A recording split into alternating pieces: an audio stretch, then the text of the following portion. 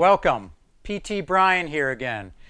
Today we're going to talk about senior balance and fall prevention. These tips that I'm going to share with you today, I've given to people all over the state of Florida. I've spoke in senior living facilities, life care communities, nursing homes, ALFs, fitness centers, specifically talking to seniors about how to stay off the ground. First, I need to scare you a minute. I need to talk seriously to get your attention about how often falls occur.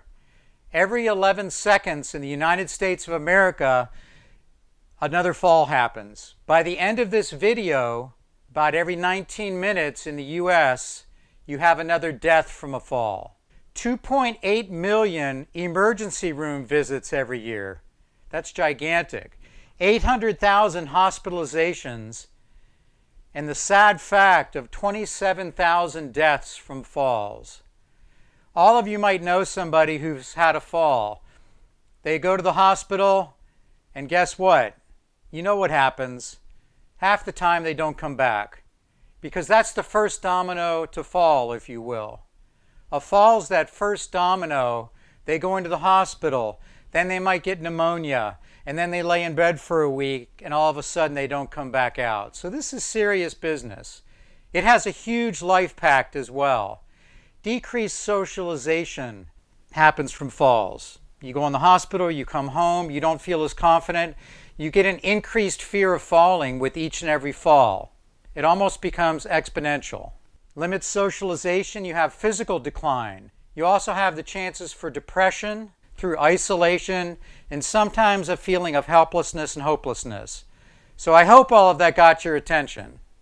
Now, we've already talked about exercise, and you've learned some great exercises to reduce your chances of falling. In this video, right now, we're going to learn some tips on how to reduce falls. Specifically, I deal with patients in their homes. The first thing I do when I come into a home is I remove the throw rugs. Throw rugs are a very serious issue in a home because not only do they grab the toes and cause a fall, but you step on it, if they're not secured, they slip out from underneath you. Lighting is critical. Vision is 33% of your balance. So in a low light situation, say you get up at night to go to the bathroom, if you don't have a night light on from that trip from the bed to the bathroom, you've lost 33% of your balance. And if you're already struggling with that, you can't afford that. And this next one is a pretty common issue. A lot of patients tell me when they stand up, they go to take a walk, all of a sudden they get lightheaded and they fall or they faint and they end up in the hospital. Well, that's called orthostatic hypotension. And when you stand up out of a chair, your blood pressure can drop 20 points or more. And to have orthostatic hypotension, the technical definition is your blood pressure does drop 20 points. But what happens with that is a lightheaded and a swimming feeling, and you can fall from that. So the best thing to do before you stand up in the middle of the night is to lift your knees up and down. Just lift your knees and kick your feet out. The other thing you can do is stand up and just bend your knees 5 times before you start off. Or you can do a little march in place. Those are critical things to get that blood up out of your lower extremities, your legs, your feet, and your hips, and your stomach up into the head before you take off. This is a biggie. When you stand up and you walk, if you make a quick turn of the head or the entire body, your head can swim a little bit. What I think is important is that you practice that, and that's what we're going to be getting into a little bit later in the video. But quick turns and backing up are the two most common areas that people fall in the home. I'll go in and ask a patient, hey, how'd you fall? I can almost bet it was because of a turn and backing up quickly. We're going to go over that in a minute. What about when you get an antibiotic from the doctor? That's a medication that can really tire you out. So anytime you're put on antibiotics, you have to be extra careful to not fall, to be careful when you turn, careful when you back up, careful when you stand up in the middle of the night, because antibiotics really, really affect you. It's kind of like throwing a wet blanket all over the body. How about when you change your glasses prescription? You go to the optometrist, they give you a new prescription, you come home. It takes about 2 weeks to get used to a new glasses prescription. And remember, I said that 33% of your balance is visual. So if you have new glasses, that can really impact it. Quick head turns can also produce a loss of balance. One time I had a patient say, well, all I was doing was walking across the Kmart parking lot and a car backfired. I turned my head real quick and I started to lose my balance and I fell. We're going to go over that in the demonstration part of this, of how you can work on that. Also, footwear is important. I'll come into patients' homes a lot and they have slippers or sloppy shoes. That's a biggie. If you're walking around the house in what I call sloppy slippers, you have a 50% chance of falling compared to somebody who's wearing a tighter fitting shoe. You don't have to wear running shoes. You don't have to wear tie shoes even, but they just have to be snug enough so they're not swimming on your feet. Actually, the best thing to walk around the house in is your bare feet, because you can feel the surfaces better, you can feel the surface changes, and you get that immediate feedback into the brain of what type of surface you're walking on. In the exercise video, I gave an exercise of toe touches. I gave it to not only stretch the back out, but also to work on the vestibular system. The vestibular system is in your inner ear. It's like a gyroscope. It's contained, it has fluid and canals. And if you don't bend over enough, you can find yourself at times, as you're walking around the house, all of a sudden you pick up something off the floor and your head swims, you get dizzy and you fall. That's because you haven't stimulated the vestibular system enough. And just simple toe touches, or putting on your shoes by reaching forward instead of bringing your leg up. All of those are important to get that fluid going in the inner ear and reduce the chances of falling. As physical therapists, I've been doing this almost 40 years now. Early in my career, we didn't really spend a lot of time on balance. We thought if you could get somebody stronger, that was enough. Well, that's why I'm doing this video, because strength is not enough. You need to have a focus on balance, okay? You're walking around on hard surfaces all day, surfaces that don't change. You're not going through grass. You're not really going to the beach a lot anymore. You're not walking through mud, going up and down curbs a lot. Most people that I deal with in the home, they walk on the same surfaces every day. So you don't get a chance to stimulate your balance. And balance stimulation is kind of like lifting weights for the balance. As you lift weights for muscles, these exercises that I'm going to talk about next are like weightlifting for the balance. Let's go to that now. A kitchen is one of the places I use to instruct my patients in exercise because it's a safe place. You've got a sink to hang on to. Now, before I get into these balance exercises that I'm going to share with you, it's important that you know the position of the hands. The hands have to be in the sink. The fingers have to be in the sink, curled over the edge. And then when you do these exercises, only lift the hands up 1 inch. Don't have your hands up here. Don't have them out here. Don't have them down by your side. They've got to be 1 inch above the sink, because if you do these and you start to lose your balance backwards, you can immediately correct yourself and not fall. If you're unsure of any of this, don't do it unless you have somebody standing right with you. If you've had falls and you're fearful of this, start off with somebody with you, okay? Okay, let's take these one at a time. It's kind of a progression. First, hands in the proper position, fingers in the well, palms 1 inch above.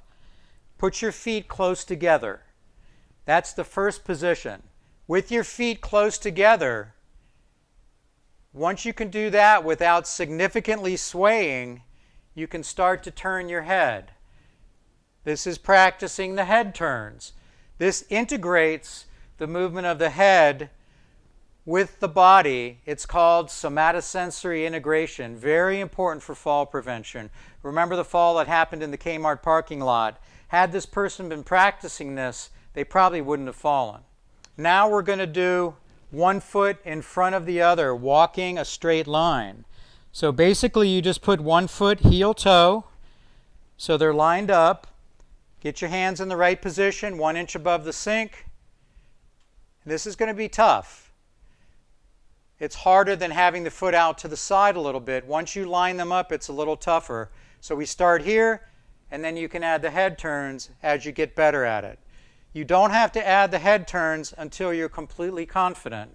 For instance, you can come to this level, don't add the head turns if the head turns are just too difficult for you. Okay, that's just kind of like icing on the cake once you get to that particular level. All right, this next one is called a single leg stance exercise, just what it says. You stand with your hands, get them in position 1 inch above the sink, fingers in the well, and you simply pick up one foot, and then you pick your hands up 1 inch. You can start with your hands on the sink for this one, pick up the foot first, and then start to bring your hands up. And you'll notice that initially you're going to tap the sink a lot because you're going to be kind of bouncing back and forth. You want to try to get over 10 seconds of consistent balance without touching the sink to see a 50% drop in your chances of falling. Very important. So we do one leg, we try to get 10 seconds, and you'll actually feel that ankle really working down there. You're building what's called proprioception. You have joint receptors around the ankle that surround it, and as you work on this, they increase in number and strength.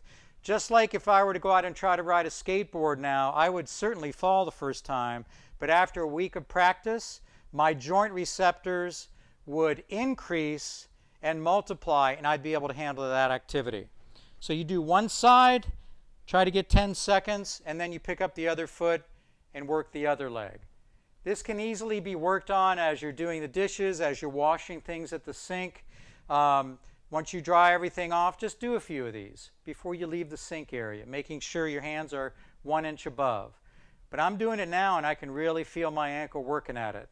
And this will significantly reduce your chances of falling by strengthening the proprioceptors and the muscles that surround the ankle. Now, don't worry if you can't get 10 seconds with standing on one leg. Anything is an improvement. What you'll notice as you first start to do it is you're tapping the sink a lot. Even if you tap the sink less, you notice you don't need the sink as much to tap, and you're able to get 2 or 3 seconds. That's fantastic because it's better than what you started with. A lot of people I work with when I do gait training or ambulation training, I'm walking them down a hallway and they're looking at their feet. Even with a walker, they're staring down at the ground, and when they turn, they have their head down. That causes problems because as you're looking at the ground is moving. So you can't really lock in your vision. Your vision isn't helping you that much at all. And remember, it's 33% of your balance. So what I tell people, a good strong tip here is when you're making turns, either with a walker or without a walker, pick something to look at as you turn. So I'm turning, I'm looking at a picture, I'm looking at the chandelier, I'm looking at the oven, and now I'm looking at the refrigerator. This gives you feedback into the brain and can help stabilize you. Your vision picks up a wobble before anything. It can pick it up before your legs feel it. So that's why you lock that vision in as you turn. The other thing is when you're walking, once you clear the pathway of obstacles, if you're walking in a mall, out in public, again, once that pathway is clear, try to look at something in front of you. It's called visual stabilization, and it engages the systems that are critical to integrate the vision with the balance. Okay, and again, 33% of your balance is vision. Now, how do you practice this safely? Well, I'm kind of in a tight environment here. That's where I suggest you try it. But if at all you're scared of doing this alone, have somebody stand with you. Keep your feet a little further apart than normal when you turn as well. That will also improve your stability. And just turn, practice locking your eyes onto something as you turn, and then go the other way. It's like turning on a dime. You've heard that term. Feet apart, locking your eyes in to improve your visual stabilization. Hope you enjoyed this video. I know it was a lot of information, but it's very, very important. If you want, you can click on the description box at the end of the video, there'll be a link in there where you can download a list of what we talked about today. Some of the key points, some of the bullet points of the presentation. So if you didn't take notes, you can't remember all of it, you click on the link in the description box at the end of the video and supply your email to us, and I'll be happy to send you the bullet points from this presentation. Also, pass this video along to friends, family, anybody who could benefit from some work in this area. Loved ones, sometimes they don't know what to do. They're trapped in their homes. They don't have a physical therapist. They've been falling and you're at a loss of what to do. Send the video to them. Send it to their aide if they have an aide. Maybe the aide can show it to them. And let's get these points out there so people use them. Don't forget to like and subscribe and get at it.